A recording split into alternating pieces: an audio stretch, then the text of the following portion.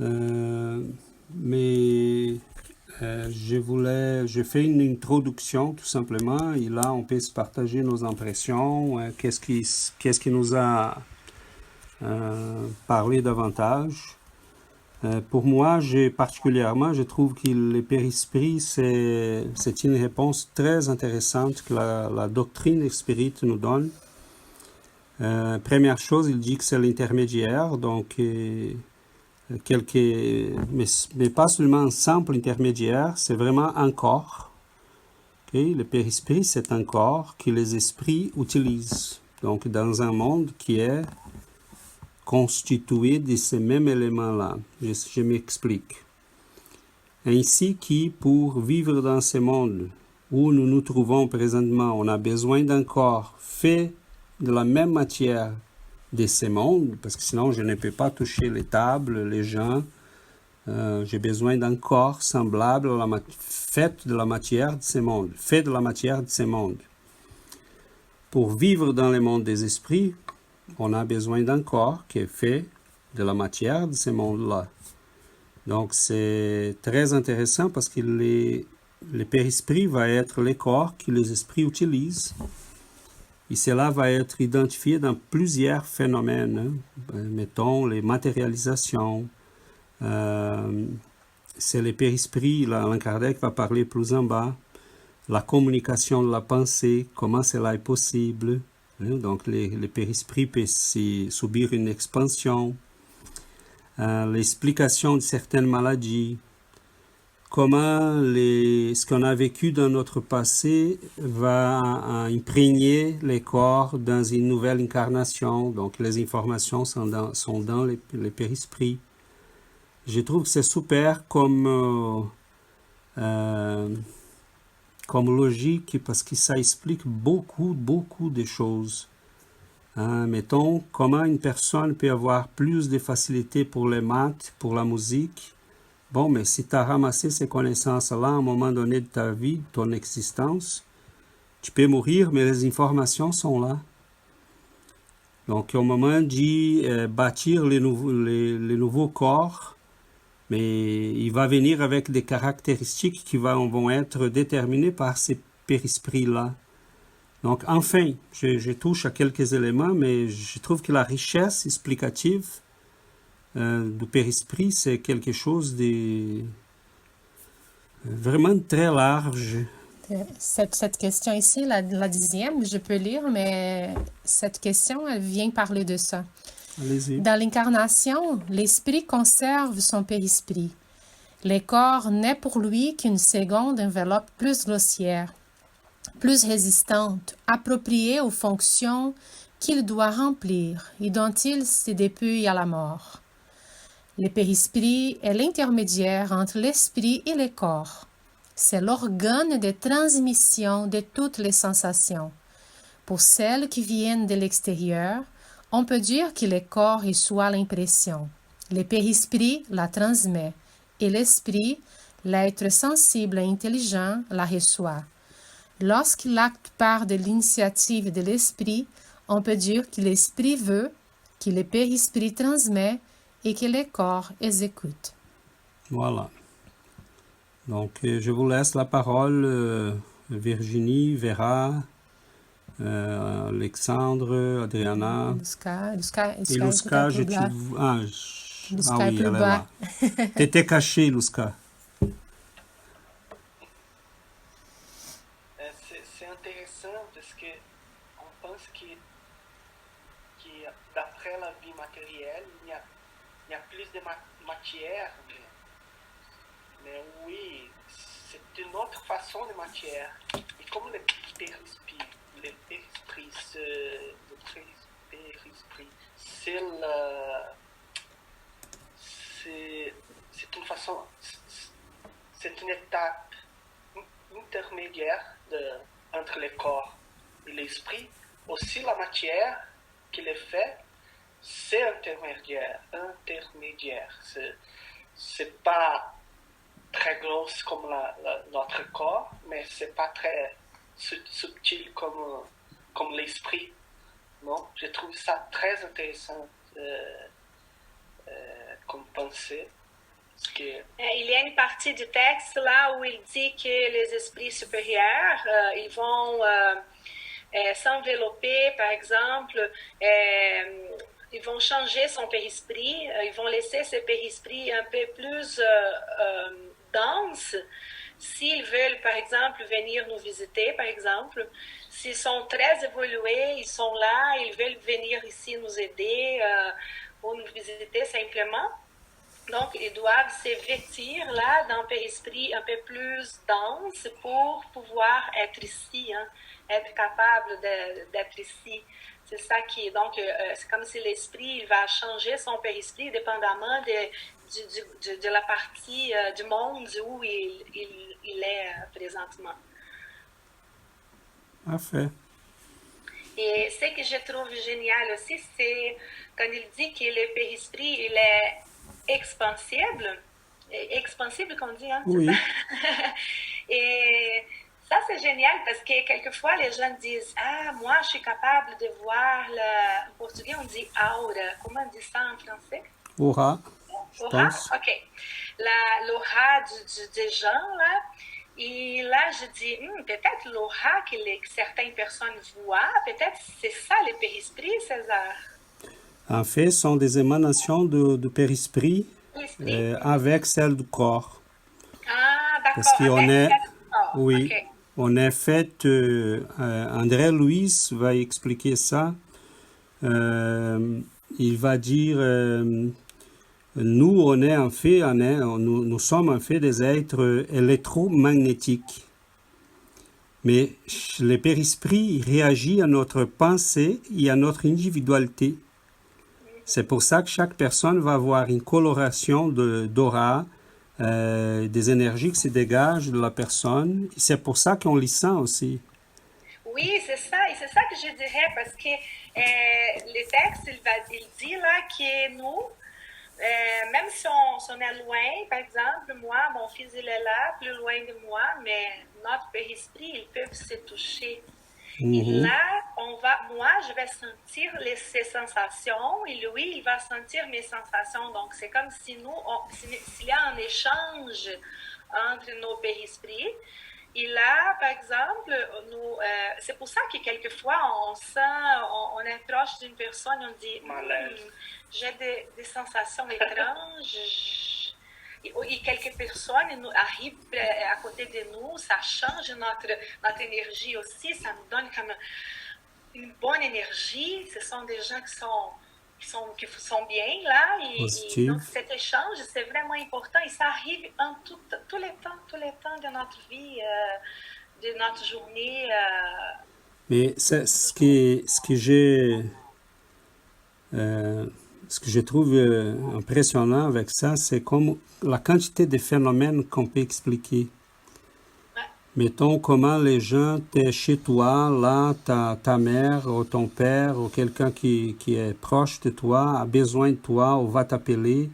Là, tu penses à la personne, tout de suite après, l'appel arrive. Tu rentres dans un endroit, si on commence à faire attention, et on commence à vraiment faire attention à ces sensations-là qu'on a. C'est impressionnant parce qu'on arrive dans un endroit, l'énergie est là, les gens qui habitent cet endroit-là, ils prennent l'endroit avec son énergie, on peut les sentir. Les médiums, ça c'est un avantage, mais c'est une malédiction. Parce que les médiums, des fois, on arrive dans un endroit et bon, là, on sent que quelque chose, ça va pas. Et tout à coup, on sent des énergies très belles, des choses très... Mais c'est la quantité de phénomènes, mettons, c'est certain qu'il y a des gens qui ont souffert beaucoup si on ne connaît pas la médiumnité. Et si on ne connaît pas ces notions-là, combien de médiums sont en train d'y souffrir parce que, bon, ton périsprit, pour les médiums, ces phénomènes-là, c'est encore plus important. On a une expansion.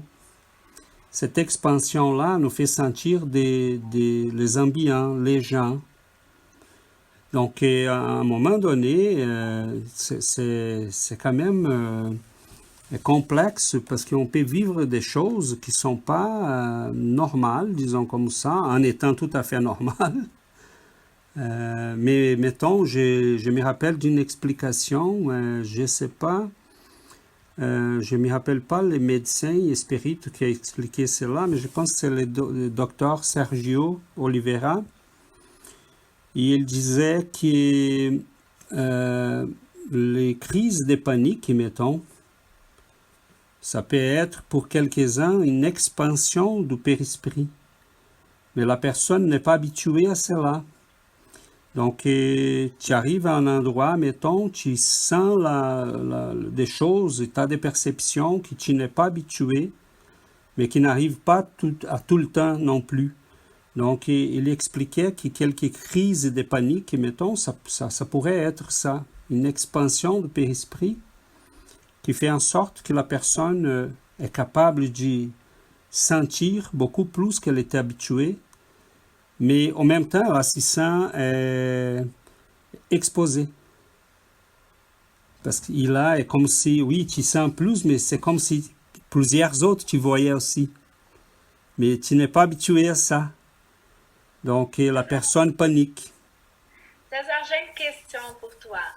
Dans ce sens-là de paniquer, là aussi, mais est-ce que si on est plus, par exemple, on est dans une même salle, mais si on est plus loin ou on est plus rapproché, est-ce que ça joue aussi une influence dans la force de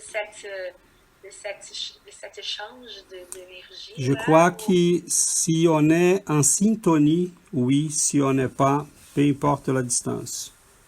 Tu peux bloquer complètement une personne qui est à côté de toi, tout simplement parce que tu n'as aucun intérêt.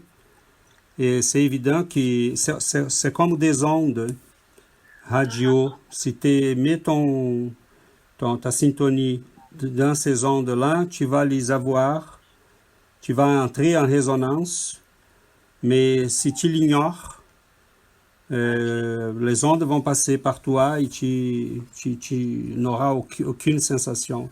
Ah non, je te demande ça parce que, pour ceux qui ne savent pas, moi, je travaille dans le domaine dentaire et là, je suis trop proche de mes patients. Je n'ai pas le choix, là. Je suis vraiment très collée aux patients et quelquefois, je me sens tellement épuisée là après.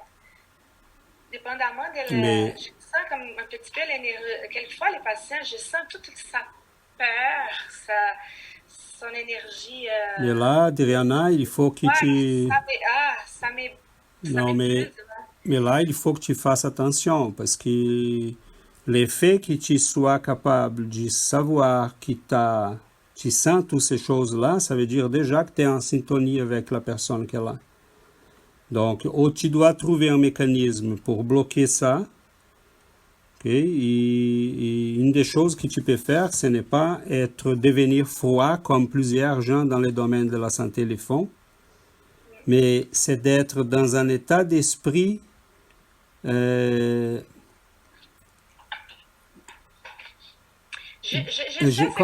non, mais attendez, tu sais quand tu vas chez le médecin, et tu as un médecin qui est chaleureux, qui tu met à l'aise, ou quand tu vas, mettons, faire un prélèvement de sang, là, tu rentres, la madame, et donne-moi ton bras. C'est différent de quelqu'un qui dit, ça va bien, bonjour, comment allez-vous aujourd'hui? Donc, c'est être dans cet état d'esprit-là, tu vas mettre les gens à l'aise et c'est à ces moments-là, sont eux qui vont recevoir ce qu'il t'a envoyé. Parce que les êtres humains sont sensibles à la chaleur, à la tendresse. Mais tant que tu restes là, coincé et apeureux, tu vas souffrir. Donc, changer la donne. C'est toi qui donnes, c'est toi qui les mets à l'aise. Des fois, Giovanna me disait, parce que là, à chaque début de session, on rentre en classe pour donner un cours. Et on est un peu apeureux. Vera est prof aussi, elle enseignait le portugais, le français. Et quand on rentre en classe, on a toujours un peu peur. Mais je disais à Giovanna, les étudiants, les élèves ont plus peur que nous. Donc là, si on va sommer, ajouter la perte de chacun, ça va devenir l'enfer. Donc, mets-toi dans un état que tu les mets à l'aise. Tu dis, ça va bien, on est là pour partager des connaissances, allons-y. Ça va être rien pour toi, ça. Ah, merci, c'est bon ça. Oui, Quelquefois, j'appelle à la prière aussi. oui, mais mets-toi dans un état Je de... commence à, Seigneur, aidez-moi, s'il vous plaît. Mais non, là, tu es dans la J'ai besoin de défensive. Tu es dans la défensive, ça, c'est pas bon. Et donc, c'est pas bon être dans la défensive. Parce que là, Tu te défends de cette énergie. Il faut que il faut transmettre ton énergie positive. parce que la personne est là, elle est fragilisée, elle est dans un état de fragilité. Donc, c'est toi qui peux dire, oui, ça va bien, vous, aujourd'hui, comment ça va? Restez tranquille, ça va bien passer, on est là pour vous. Et là, tu mets la personne à l'aise parce que dans des conditions de fragilité, ces petits mots-là peuvent changer complètement la disposition d'une personne. Oui, c'est vrai. Donc, voilà, on laisse les mots à ceux qui n'ont pas parlé encore. Virginie, voulais-tu partager quelque chose? Oui, par rapport à ça, je sais que les gens qui parlent avec vous, à des fois, sont très négatives. Et quand elles repartent en ayant discuté avec vous, elles se sentent ravigotées, enfin, elles se sentent pleines d'énergie parce qu'en fait, elles prennent votre énergie. Et vous vous sentez vraiment très fatigué parce qu'elles vous ont en quelque sorte aspiré cette énergie. Et c'est vrai que de rester, en fait, c'est de l'empathie, je trouve. On ramasse un peu la négativité des gens. Et ça, effectivement, on peut se protéger. Et je rejoins, oui, il faut rester dans la positive, d'être positive, d'être de la joie, voilà, de rester dans ce qu'on croit. Et se protéger. Moi, je sais que j'utilise pas mal de la méditation. Et je me sers de sorte de bulle de protection. Et ça marche très bien. Oui. Voilà. C'est tout à fait. Un des effets, Virginie, que je pense, et Adriana, c'est qu'au moment si on ne se met pas dans une position d'autoprotection, mais si on se met dans une position positive, sont comme des champs magnétiques. Mettons, supposons que la personne est un aimant négatif. Et toi, tu te mets dans un état négatif. Là, il y a un choc, il y a une opposition, il y a un combat. Mais si tu te mets dans un état autre, là, on a une collaboration. Mais au moment que tu transmets à la personne cette énergie positive, elle ne se sent plus menacée. Donc là, elle se met aussi dans un état de collaboration. C'est comme si on faisait changer les champs magnétiques de la personne. On dit, reste tranquille, je ne suis pas une menace pour toi, je suis là pour t'aider. Et là, tout à coup, la personne change sa vibration, son champ magnétique. Donc, elle se met aussi dans un état de, oh, cette personne est sympathique, je l'aime bien, oh, elle me met à l'aise. Et là, elle commence à collaborer avec toi. Et parce que là, elle a peur, elle est fragilisée. Et là, on a quelqu'un qui a peur parce qu'il sent l'énergie que la personne est en train de dégager, mais tu vas changer cette énergie-là. Et il y a il y a une phase dans ma médiumnité, je ne suis pas un grand médium, mais j'ai vécu dans mon adolescence des moments difficiles parce que je croyais que je devrais tout sentir. Et mais je me sentais mal, j'arrivais, là je savais qu'une personne était mal, je me sentais mal. Et je vivais comme si, oh, ça fait partie de ma réalité. Et à un moment donné, on sent qu'on n'est pas seulement passif.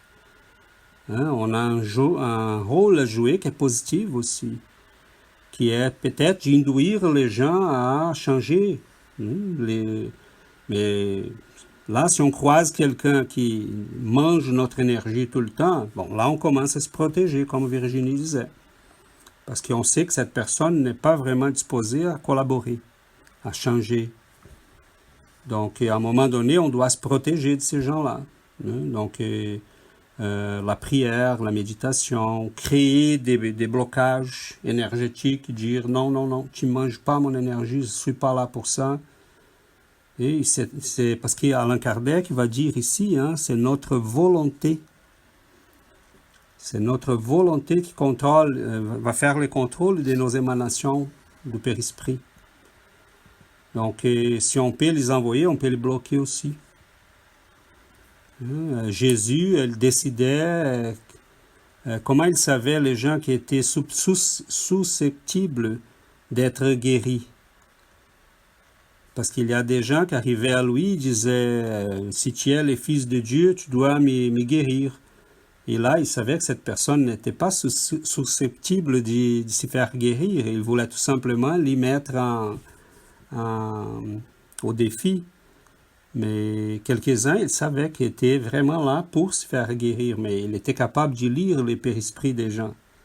Hein, comment Chico Xavier savait les noms des gens avant qu'ils en parlent? Et pas seulement les noms, il savait toute l'histoire de la personne.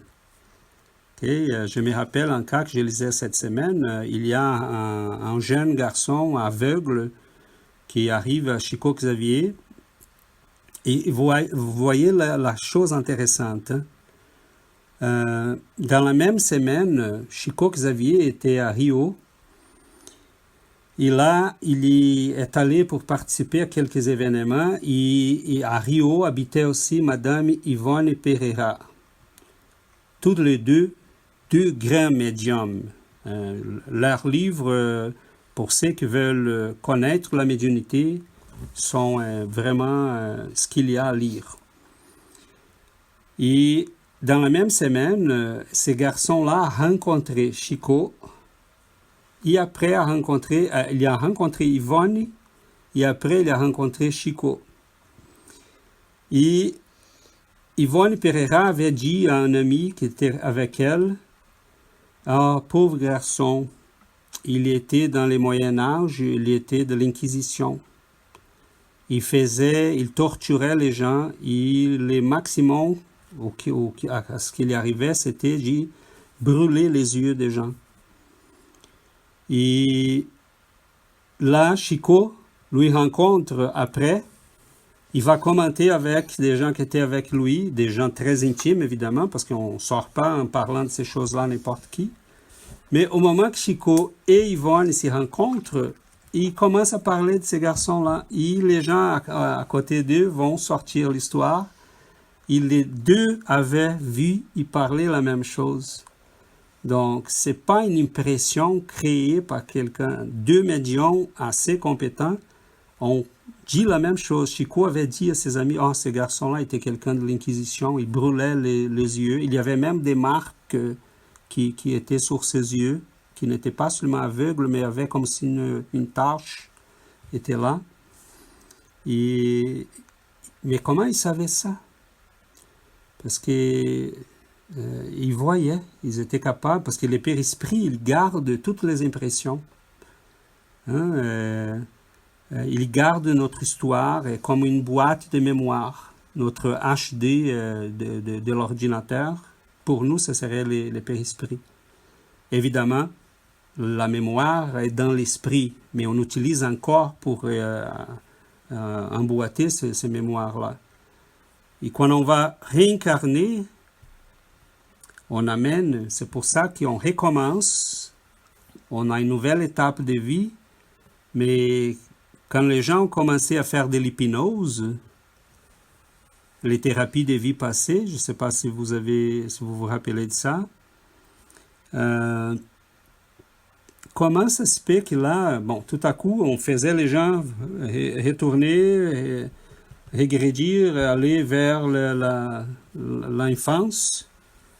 Mais il y a eu des médecins qui ont dit, oh, mais ici on allait un peu plus loin. Là, la personne commençait à dire qu'est-ce qui s'est passé dans la bédaine de la maman. Bon, ici on allait plus loin. Et là, il commençait à raconter une période qu'ils avaient vécue quelque part dans un monde différent. Et là, tout à coup, il commençait à raconter des vies qu'ils avaient vécues, mais où est-ce que s'y trouvent ces informations-là? Et plusieurs ont été confirmées. Hein. Ces histoires-là, les chercheurs vont sortir en camp pour chercher et confirmer les informations, et plusieurs ont été confirmées. Et cela arrive partout sur la planète. Donc, ce que je trouve génial, c'est que les scientifiques qui sont en train d'étudier ça, ils ne connaissent pas la théorie du périsprit. Mais nous, on est capable d'expliquer les phénomènes parce que c'est le périsprit qui garde ces informations-là.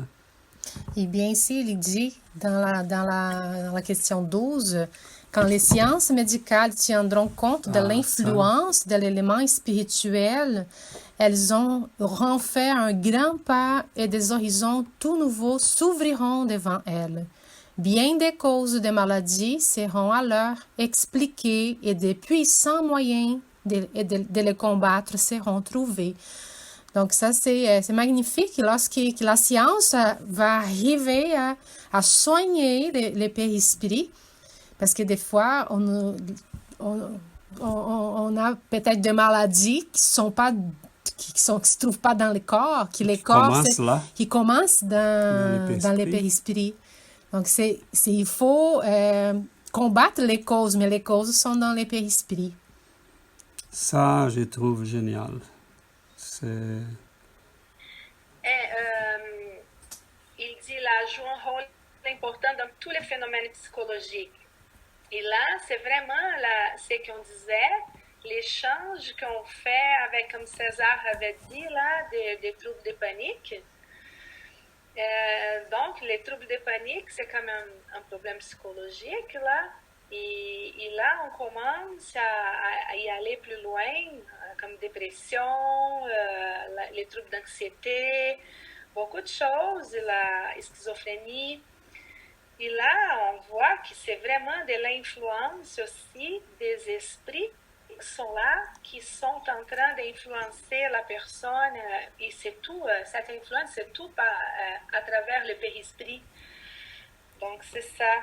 Et les jours où la psychologie aussi va évoluer dans ce sens-là, on va vraiment avoir beaucoup plus moins de maladies psychologiques. Hein. Les gens vont comprendre, mais c'est pourquoi je suis dépressif, pourquoi j'ai des troubles d'anxiété. C'est ça. Ça, je trouve visionnaire. Je pense qu'Allan Kardec il était trop, peut-être, humble. Parce que ce qu'il a vu, il nous a laissé ça de manière très simple. On lit, c'est comme si c'était rien. Mais c'est visionnaire. La médecine n'est pas arrivée là encore. Et elle commence à y arriver. Parce qu'on voit aujourd'hui, il y a les associations médico et spirites. Il y a en France, il y a au Brésil, il y a aux États-Unis, il y a au Portugal, en Espagne, en Italie. Ils sont des associations qui commencent à étudier, ont mis dans l'équation l'esprit. Et évidemment, pour les spirites, le périsprit. Donc, à un moment donné, on est rendu aujourd'hui à on a des scanners très, très puissants. Okay? Mettons, je vous donne un exemple. Bientôt, on va être capable en arrivant dans un aéroport, on va passer par des scanners que les gens vont être capables d'identifier la nature de nos pensées et peut-être même nos pensées. César, là, tu rêves. Pas vraiment. C'est tout simple. La science fonctionne d'une manière très simple. Vous prenez 5000 personnes. Vous dites à ces 5000 personnes-là, vous mettez des électrodes dans sa tête, vous les connectez à un logiciel et vous dites pensez à l'image d'une explosion. Et vous ramassez les zones du cerveau qui sont allumées à ce moment-là. Pensez à une église. Là sont d'autres zones de ton cerveau qui vont s'allumer. Et les ordinateurs, les logiciels vont enregistrer ça. Pensez à une femme, pensez à un garçon, pensez à ça, pensez à cela. Et à un moment donné, on dit à la personne, là, on ne va pas te dire à quoi penser, mais pensez-y à une de ces choses-là qu'on t'a demandé. Et là, la personne pense à une église. Et là, l'ordinateur sort l'image d'une église. Et parce qu'il a pris la moyenne des 5000 personnes qui ont pensé à une église. Et la même zone du cerveau va s'allumer. Donc, si on a des zones de notre cerveau qui sont allumées, un logiciel peut dire qu'est-ce qu'on est en train de penser. Donc, bientôt, on va arriver peut-être à des scanners qui vont détecter, parce que Chico Xavier disait ça, hein, à un moment donné, la science va se sophistiquer à tel point qu'elle va arriver à l'esprit sans s'y rendre compte. Mais pas à l'esprit, au périsprit. À un moment donné, on va commencer à détecter des couleurs, des vibrations qu'on dit, mais ça, c'est pas le corps. D'où vient ça?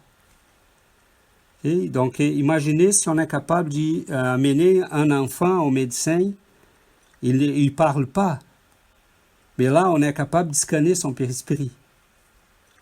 On pourrait trouver la zone des maladies sans qu'il en parle. Les gens qui ne sont pas capables de parler, les gens qui sont en détresse, plusieurs maladies qu'on ne connaît pas l'origine, mais qu'on sait que s'y trouvent dans les périsprits. Des démangeaisons, mettons, qui commencent chez une personne. Et là, on dit, mais j'ai rien touché, j'ai rien fait de bizarre, ma vie c'est la même. Mais là, c'est sûr qu'on a entré en contact avec des énergies qui nous ont contaminés. Donc, Alain Kardec, je pense, c'est visionnaire parce que vous voyez, il parle de phénomènes psychologiques, physiologiques et pathologiques. C'est vraiment la médecine de l'avenir. Et c'est très beau voir les travaux qui sont faits aujourd'hui par quelques médecins en Angleterre, en France, au Brésil. Au Brésil, il y a 2 ou 3 médecins qui sont en train de faire des recherches vraiment pointues à ces sujets-là. C'est très beau à voir.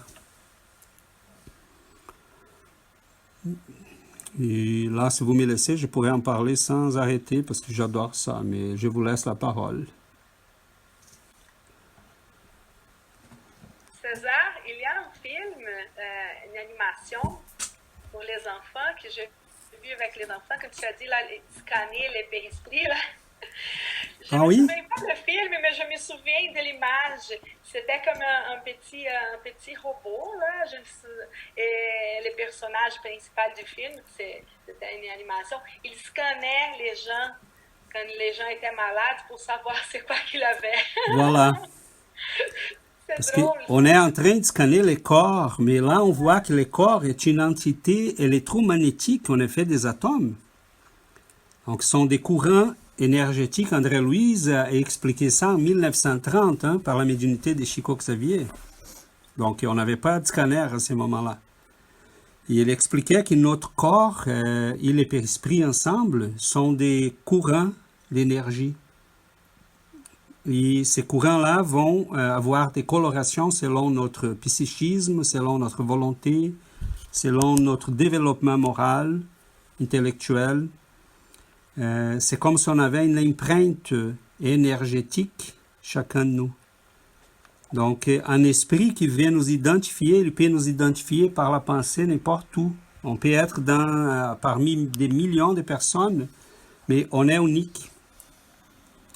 Donc, c'est pour ça que quelqu'un qui vient nous chercher ou nous trouver va nous trouver. Et c'est pour ça qu'on ne cache rien. Ah, très bien. On ne cache rien.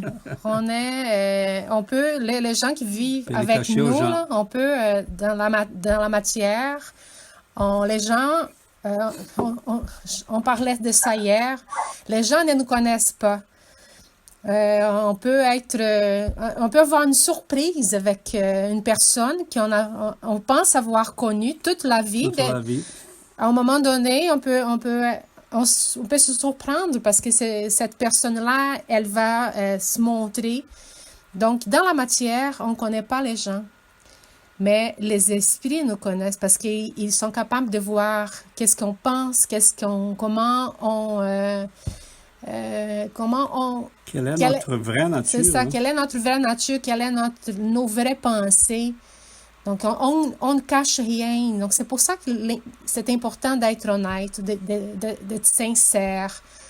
Je disais à mes enfants hier, quand on commence à penser à une chose qu'on n'est pas capable de dire à une personne qu'on aime, c'est parce qu'il y a quelque chose là qui c'est pas correct.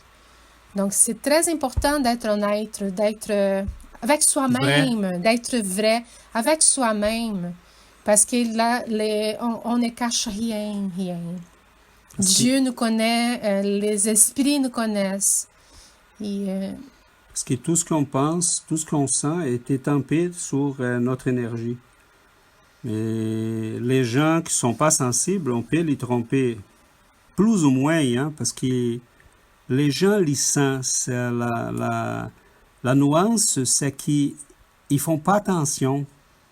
Parce que là, on a plusieurs personnes qu'on a rencontrées dans la vie, il arrive quelque chose, et là on dit « Ah, je savais, il y avait quelque chose de mauvais. Je sentais quelque chose de pas bon quand j'étais avec cette personne-là. C'était pas bien. » Et en fait, on ne remarquait pas. On ne fait pas attention à nos sensations.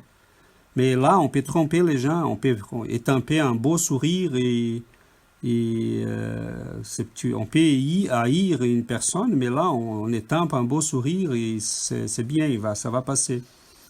Et du côté de l'énergie, ça passe pas.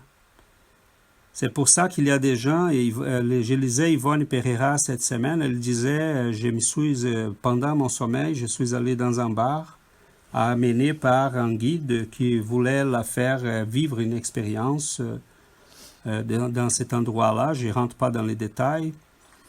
Et elle disait, j'ai vu des gens là qui étaient haut placés dans notre société. Haut placés. Mais c'était un bar horrible, vraiment d'une énergie horrible. Mais ces gens-là, disaient, vont se mélanger avec tous ceux qui ont la même énergie qu'eux. Donc, une fois qu'ils quittent le corps, par la mort ou pendant le sommeil, ils vont vivre ce qu'ils sont vraiment. Donc, c'est pour ça que de l'autre côté de la vie, une personne qui a eu un visage angélical ici, mais qui sa nature n'est pas bonne, il va vraiment où elle doit y aller. Donc, c'est l'énergie du périsprit qui va nous placer de l'autre côté. Parce qu'on va être avec ceux qui ont la même énergie que nous.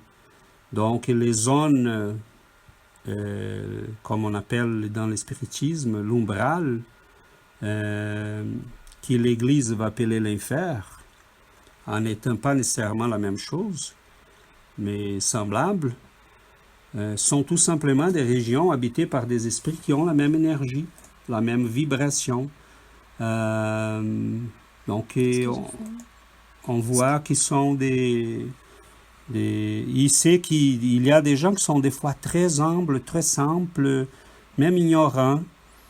Et ce sont eux qui vont venir nous chercher de l'autre côté, ou nous aider, parce qu'ils sont des gens qui ont un cœur immense, leur périsprit est tout à fait léger.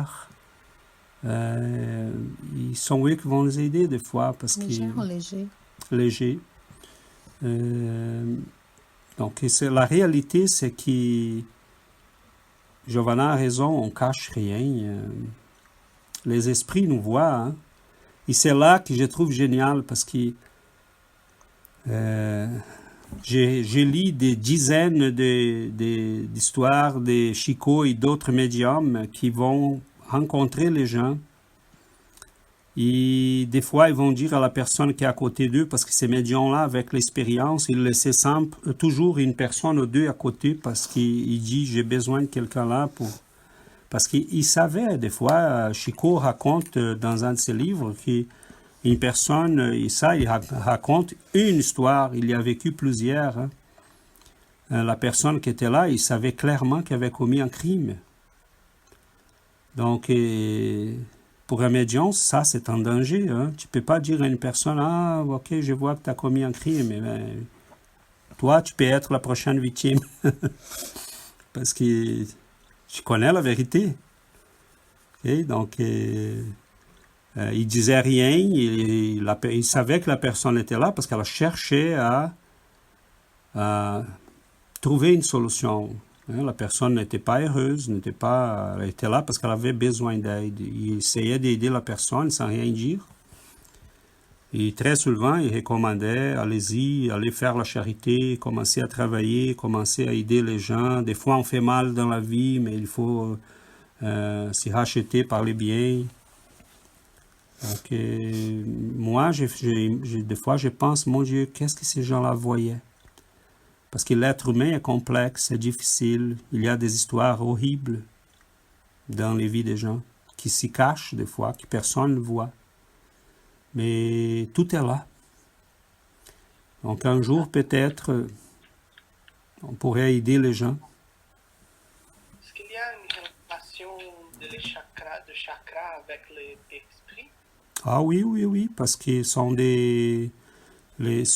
comme des centres de distribution d'énergie, autant dans nos corps comme dans les périsprit. Donc, ils sont comme des centres de distribution qui l'énergie va passer par là. Donc, quand on lit là dans les textes que l'esprit, quand il y va, les périsprit transmet et les corps vont exécuter. Mais les usines d'énergie les plus importantes dans nos corps sont ces centres d'énergie-là. Donc, on peut évaluer la santé d'une personne aussi par la coloration, la vitesse, l'aspect de ces chakras-là aussi. Donc, il y a toute une science là-dedans. C'est très intéressant parce qu'il y a des chakras qui sont plus développés que d'autres. Donc, on a des gens qui ont des habiletés, des fois, qui sont différentes des autres, mais parce qu'elles ont eu des développements de ces chakras-là plus que d'autres. Mais c'est très intéressant parce qu'on est dans un monde différent.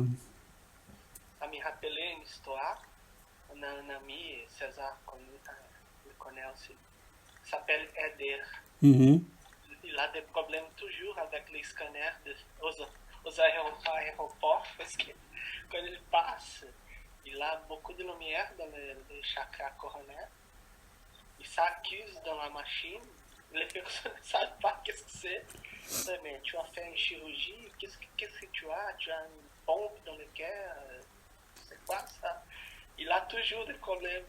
Mais là, tu viens de confirmer ce que j'avais dit tantôt. Que les machines, tantôt, vont commencer... Surtout aux États-Unis quand ils passent dans les... Voilà, parce qu'il y a un aspect un peu arabe aussi, hein, en étant brésilien, mais il y a un aspect un peu arabe.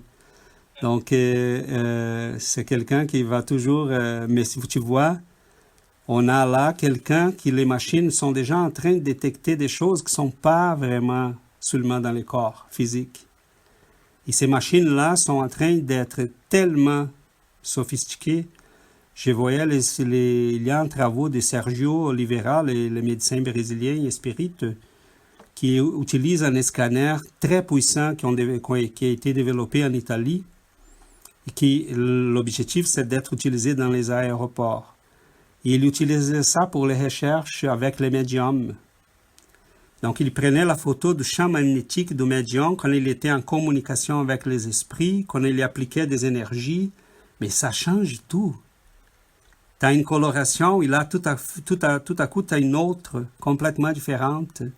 Au moment que tu vas appliquer l'énergie, avant de commencer à appliquer l'énergie, tout était ombre, et au jaune, orange, sont des couleurs plus chaudes. Et là, tout à coup, elle est bleue, violet, sont des couleurs, d'énergie, des fréquences plus élevées.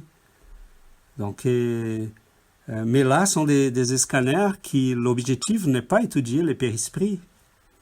Mais imaginez les jours que la science s'y rend compte et dit non, on a besoin de développer des instruments pour étudier les gens.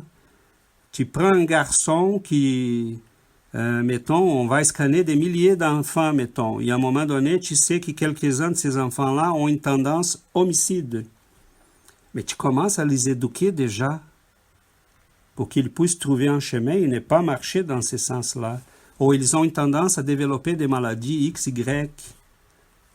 Okay? Mais ça, il faut qu'on soit aussi... Je pense que les jours qu'on va s'y rendre là, il faut qu'on soit un peu plus mieux que ce qu'on est présentement. Parce que sinon, les gens vont utiliser ce genre de technologie pour faire de l'argent. Pour identifier les gens qui peuvent avoir une maladie et donc on ne va pas les assurer. C'est le film Gattaca, hein? On va analyser la biologie des gens et on va séparer ceux qui vont être dans la noblesse, ceux qui vont être dans le peuple. Donc on ne peut pas... je pense que Dieu fait les choses dans la bonne vitesse. Mais doucement, on commence à arriver là. Hein. Tu vois, Eder, c'est un cas comme ça. Tu remarques une lumière à la tête de la personne, au cœur de la personne, mais qui tu ne sais pas c'est quoi. C'est super. Ah, c'est beau. Je pense qu'on est allumé pour des choses qui... C'est très peu de gens, hein, malheureusement, dans l'humanité qui sont allumés pour ce genre de choses-là. On commence à regarder l'avenir. Et on les vit un petit peu là, maintenant, nous. Donc, on va être prêt au moment que cela va arriver. Ça vient. Mais c'est bon, je vous laisse les derniers mots s'il y en a quelque chose à ajouter, sinon on arrive à la fin. Oui, Virginie? Juste pour vous dire que moi j'avais fait un documentaire sur la médiumnité. C'était en Angleterre, où il existe une machine qui photographie l'aura de la personne avec effectivement les couleurs des chakras. Ah, mais envoie-nous Oui, ça. Extraordinaire. Est-ce que tu envoies-nous ça? Ouais. Enfin, avec cet appareil, vous pouvez voir votre propre aura et ainsi que les couleurs. Et ils ont même testé la médium, en même temps qu'elle était en train de, avant et après, qu'elle soit en contact avec les gens. Voilà. Que ça existe. Ah oui. La recherche dans ce domaine-là, ça va très vite. On a Sergio Oliveira au Brésil, c'est un médecin très reconnu. On a Décio Iandoli Junior, c'est un autre qui fait il est toujours souvent en Europe. On a un autre qui est un professeur aussi d'une université fédérale au sud du Brésil, j'ai oublié son nom. Et j'ai aussi les références, j'ai quelques références en anglais, en français. En France, il y en a beaucoup, Virginie.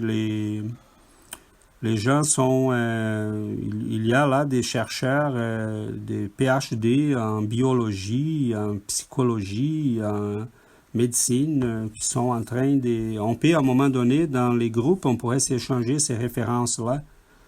Je pense que pour nos études, c'est quand même très riche. Envoie-nous ces références, je peux vous envoyer d'autres et n'importe qui peut partager. Hein. On peut essayer de partager ces infos-là. C'est très riche comme pour nous tous.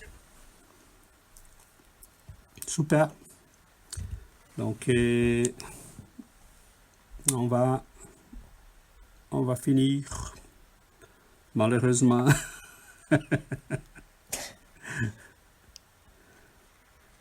Mais on a beaucoup à réfléchir. C'est très riche. Hein? On va faire notre prière pour clôturer.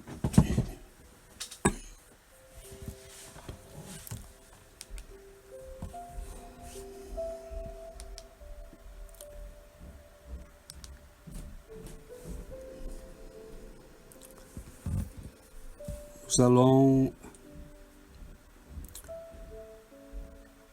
dans ces moments de la fin,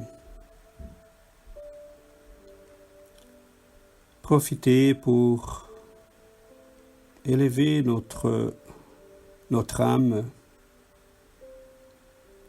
pour l'ouvrir à ces énergies de lumière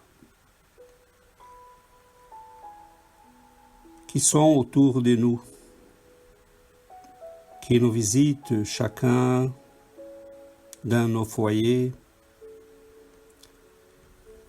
qui sont là pour nous soutenir, nous aider dans la marche, qui sont là pour nous aider à vaincre les limites, surtout les limites qui nous empêchent d'être plus légères, d'y trouver cette lumière qui nous aide à vivre une vie de plénitude, de sagesse, de charité. Nous vous remercions, Seigneur, nous vous remercions, nos amis spirituels, de votre bonté, de votre amour, de votre générosité. Nous vous prions d'aider nos êtres chers, nos amis, notre famille, de protéger à chacun de nous cette semaine dans tout ce qu'on fait et de nous aider à trouver le chemin de la compréhension, de la croissance spirituelle, de prioriser ce qui est important pour nous, pour notre vie. Nous te remercions, Seigneur, de ces moments de réflexion, de partage, d'amitié, que nous puissions garder cela précieusement, de manière à attirer ces êtres de lumière qui sont toujours prêts à aider à tous ceux qui cherchent honnêtement la croissance, l'amour, la sagesse. Merci Seigneur, restez avec nous dans tous les moments de notre vie. Merci.